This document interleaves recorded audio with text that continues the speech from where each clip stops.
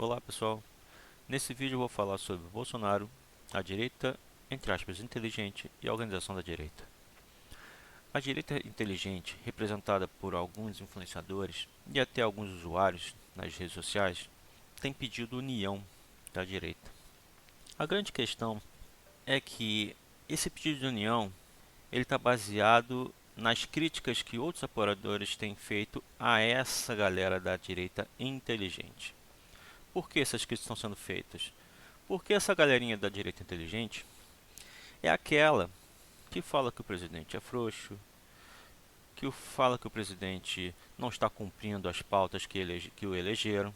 É a direita que critica os militares que estão dentro do governo, que acaba criando um clima de desconfiança nos apoiadores e trata o presidente como se ele fosse um incapaz. É aquela mesma direita que chama o presidente de Chamberlain. Então, é, o que me incomoda dentro da direita, com essa galerinha que fica utilizando essas narrativas, é esse pedido de união quando ela levanta hashtags, né, sobre polêmicas dentro do governo, hashtag Maria Fofoca, essas bobagens que apareceram ultimamente, que só, na minha visão, só enfraquecem a imagem e o poder até de articulação que o Bolsonaro tem, que o presidente tem no Congresso. Isso atrapalha muito, porque os adversários políticos do presidente não são poucos. Para falar a verdade, é quase todo o Congresso. Né? Fora a mídia tradicional, né? Os jornais todos. Na verdade, o sistema em si aparelhado, né? Várias instituições aparelhadas. Então fica difícil a própria direita se enveredar para esse caminho de crítica construtiva, quando na verdade só enfraquece o poder de influência do Bolsonaro no Congresso e até a própria imagem do presidente e seu governo com os seus apoiadores. Então eu particularmente, eu não quero ofender ninguém, mas eu acho isso de certa forma uma hipocrisia, né? Se não for hipocrisia, é muita imaturidade dessa tal direita inteligente. Porque você pedir união e aí criar todo esse clima horrível, ruim para o governo e para o presidente, é complicado, né? Então, essa desavença que existe na direita vai perdurar enquanto não houver uma visão mais madura da política. Então, eu queria fazer também um pequeno comentário sobre uma coisinha que aconteceu, um dos comentários que fizeram recentemente, sobre a perda da força do Maia no Congresso, né? No, na Câmara especificamente. Já faz um tempo que essa galera vem tecendo críticas ao ministro Ramos, que é o cara que faz a articulação do governo no Congresso. E a gente até entende certas críticas, né? Há muitos vazamentos de questões internas do governo para a mídia tradicional. E aí se cria toda essa intriga contra esses militares, é o Mourão, é o Ramos, os vazadores e tal, tudo mais. E com essa questão da perda da força que fizeram um comentário recentemente, deram mais crédito à pressão popular, né, porque a gente foi às ruas, fora a Maia e tudo mais, do que uma articulação do Ramos com o Congresso. Porque ele vem, e é uma verdade, se a gente acompanha um pouco a política, a gente vê que ele vem negociando sim com o Centrão já faz um tempo.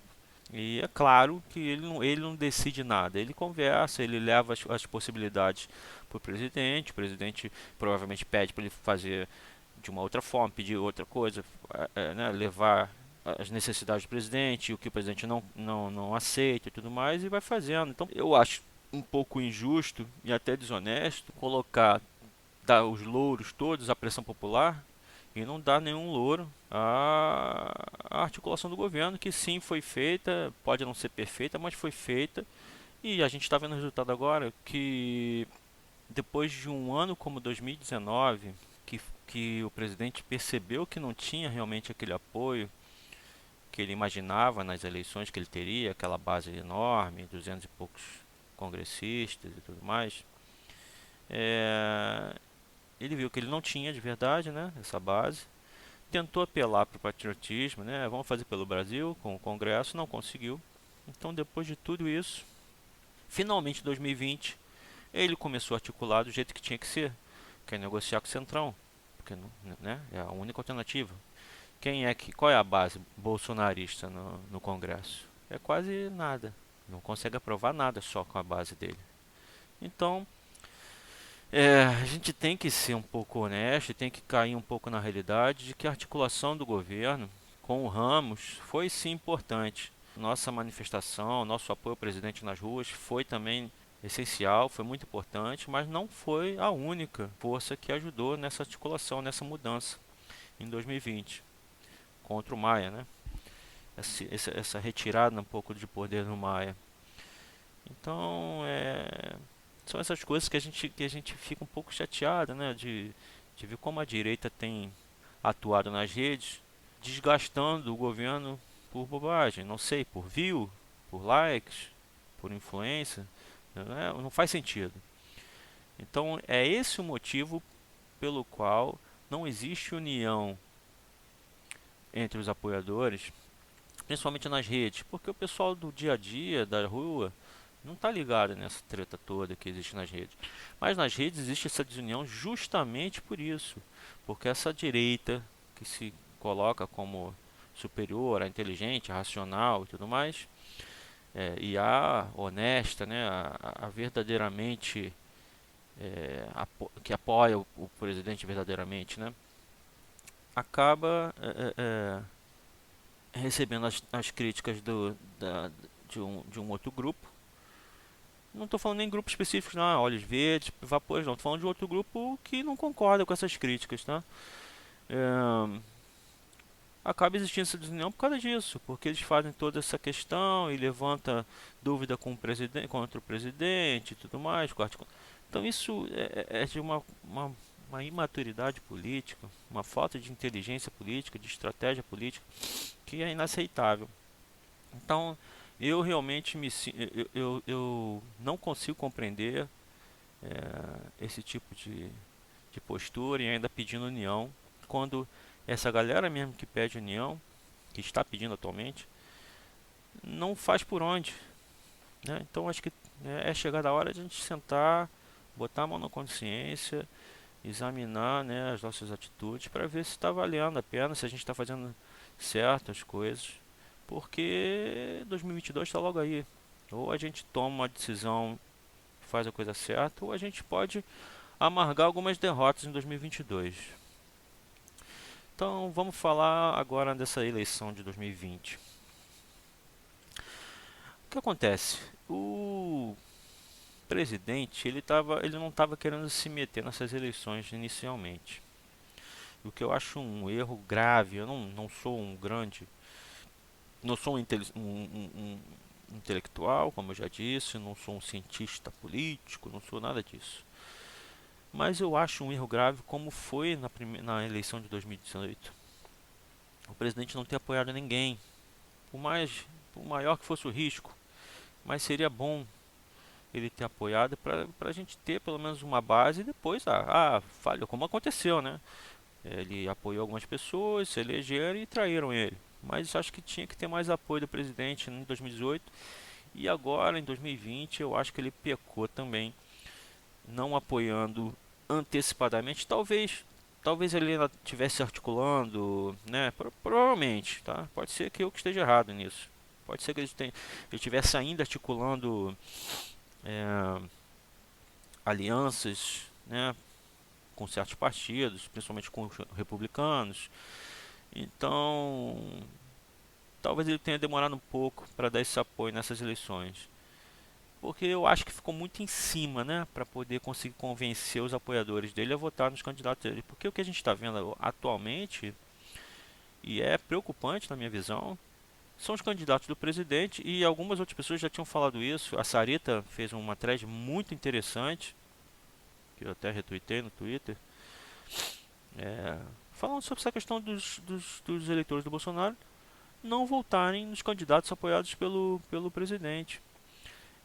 Isso É inimaginável uma coisa dessa, porque fica evidente que o presidente ele não parece não ter, né, toda essa influência sobre os eleitores dele. E isso enfraquece sim o poder do presidente perante os seus adversários políticos. Isso é fato. Os adversários políticos do presidente vão olhar isso e falar: pô, o presidente, o Bolsonaro, ele não tem todo esse poder de influência que a gente imagina. Ele tem, ele tem o poder popular dele, então os votos são só para ele, mas o poder de influenciar voto para outros candidatos ele não tem, pelo que parece.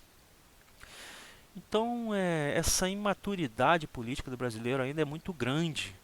O brasileiro não percebe, isso é preocupante mesmo. E eu estou falando isso porque é preocupante para 2022. A gente não tem uma base para isso. A gente não tem nada construído. A direita não existe ainda. Se a gente não tem uma base para construir e para lançar candidatos que a gente tem certeza que vale a pena e que independe do apoio ou não do presidente, é uma coisa, mas a gente não tem nada. Então o presidente está dando esse apoio porque ele está costurando alianças políticas importantes para o futuro, porque a gente não tem nada ainda. O Aliança pelo Brasil não é garantia de nada ainda, não está garantido. Então a gente tem que parar um pouquinho para pensar, né? Essas eleições são importantes, são muito importantes. São Paulo é importantíssimo. São Paulo é o terceiro PIB, né? Maior PIB do Brasil, a cidade de São Paulo. Então, poxa, a gente vai perder São Paulo? Será que o Russomano não vai vencer? É a possibilidade do povo, dos eleitores de Bolsonaro, porque o Bolsonaro teve uma votação expressiva em São Paulo. Como é que pode o candidato do Bolsonaro não levar pelo menos a maior parte desses votos? É o que estavam se mostrando. O Covas está levando uma caçambada de votos que provavelmente são de eleitores do Bolsonaro. É uma situação completamente absurda, porque o que o Covas fez na cidade de São Paulo foi um absurdo. O cara soldando porta de loja, foi um absurdo. E o povo está votando no Covas, está deixando de votar no candidato do presidente. Mesma coisa Rio de Janeiro. Ah, não, porque o Crivella, ele foi péssimo. Vai votar onde? No Luiz Lima. Pô, o Luiz Lima foi o candidato do presidente? O PSL não traiu o presidente? São pouquíssimos os apoiadores do presidente dentro do PSL. Então, qual é o sentido de votar no candidato que o presidente não está apoiando? Não interessa se o presidente chegou, fez aquela saída lá do palácio, conversou com o apoiador, falou: eu respeito, voto, é mesmo na live dele. Então vocês podem votar no que vocês, mas eu respeito. Mas o meu candidato, porra, se o cara, o Bolsonaro ele podia ser mais direto, mas se ele falou que o candidato dele é tal, é porque ele tem os motivos políticos dele para isso. Por que a gente vai votar no candidato que não é o candidato que o presidente apoia? Qual o sentido nisso? Então a gente tem que parar para pensar, porque 2022 não está longe e a gente pode perder muito com esse tipo de pensamento imaturo sobre a política, né? Se a gente é apoiador do presidente, a gente tem que ser, no momento a gente tem que ser, né? Porque a gente não tem base, é aquilo que eu falei. Então no momento a gente tem que entender o que ele está querendo dizer nas entrelinhas, entendeu? Ele não vai ser direto pelo visto para não gerar polêmica, não gerar problema para ele. Mas é o que ele está dizendo, ó, esse é o meu candidato, vota nesse meu candidato, tá certo? Eu queria voltar um pouquinho só para falar sobre a direita inteligente, porque também rolou uma tretinha que essa galerinha aí ficou chateada porque o grupo lá contrário a eles fez uma gracinha que eu também nisso eu concordo. Que se essa galera apoiou esses tais candidatos aqui, então é porque a gente não foi o grupo, foi uma pessoa que fez isso. Então a gente não é pra gente não votar neles. Isso é uma de maturidade também, acho que isso tem que parar, entendeu? É, certos candidatos dessa lista foram candidatos que o presidente apoiou, então se o presidente apoiou, vamos parar com essa palhaçada. Isso está indo longe demais, tanto de um lado quanto do outro. Então vamos botar a mão na consciência. Eu sei que muita gente ficou chateada entre si, né, tanto de um lado e do outro e tal, mas a chegar ao ponto de candidatos a vereadores que o presidente apoiou ficar nessa coisa, não vamos apoiar porque está na lista que os outros lá colocaram, estão na lista dos outros lá, faz sentido não. Então, pelo amor de Deus, vamos evitar isso.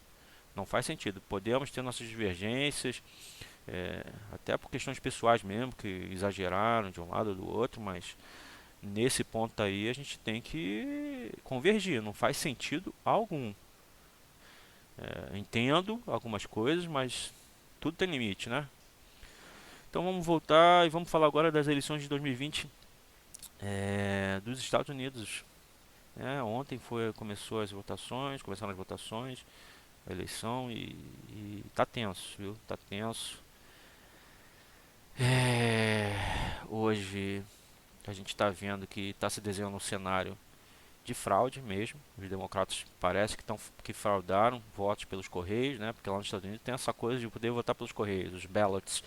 E aí a chance de já saiu o vídeo da Projeto Veritas mostrando que o pessoal fraudando lá, eles pegaram no flagra e tudo mais. Então, assim, a possibilidade de fraude com o voto pelos correios é gigante. Então, é complicado. Por que eu estou falando dos Estados Unidos? Porque, né, todo mundo fala que é o óbvio, né?